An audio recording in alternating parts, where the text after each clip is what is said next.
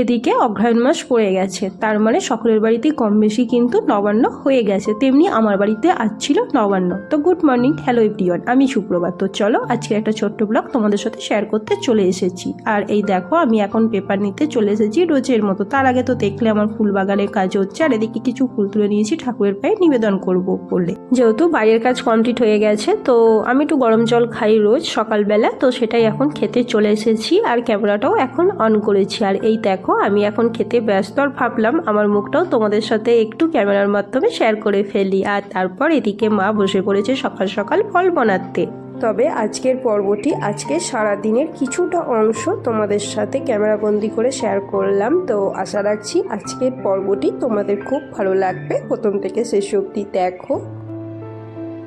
আর জানো তো এই গোলাপ গাছগুলো আমি বিয়ের পর এসে দেখি অনেকদিন আগে থেকে বাড়িতে রয়েছে। তো গাছগুলো দেখছি গোলাপ ভালোই হচ্ছিল, কিন্তু তারপর একটু গাছের সমস্যা হয়েছিল, সেইগুলো আর কি ঠিক করানো হচ্ছে ওনাকে ডেকে। আর তারপর আবার চলে আসি রান্না করে।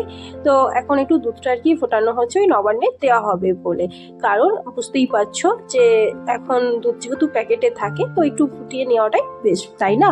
আর তারপর চালটা এখন আমি একটু পেস্ট করে নিচ্ছি। তো তোমরাও কি এইভাবেই তোমরাও নবান্ন করে থাকো? আর আমরা কিন্তু এইভাবেই করি। আর এই দেখো কত ফল বানানো হয়েছে, মা তো এখন রেডি।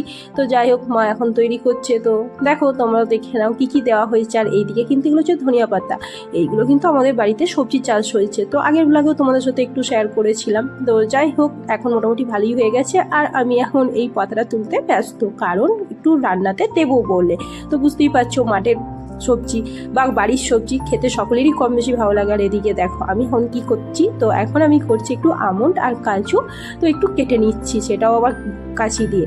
নবান্নের আগের দিন আমি গিয়েছিলাম শ্রীরামপুর, আর এই শ্রীরামপুর থেকেই লাড্ডুটা আনা হয়েছে বাঞ্ছারামের মিষ্টি। তো কে কে খেতে ভালোবাসো আমাদের মতো এই লাড্ডু মিষ্টি। তো সেদিনকে সকালবেলা বেশি কিছু রান্না হয়নি, ছিলাম তো 3টে মানুষ, তো নবান্নে যেটুকু করা সেটুকুই করা হয়েছিল দুপুরবেলা ওই দিন লাঞ্চে। তো যাই হোক, আজ তাহলে আসি, দেখা হবে খুব তাড়াতাড়ি আরও একটি নতুন পর্বে।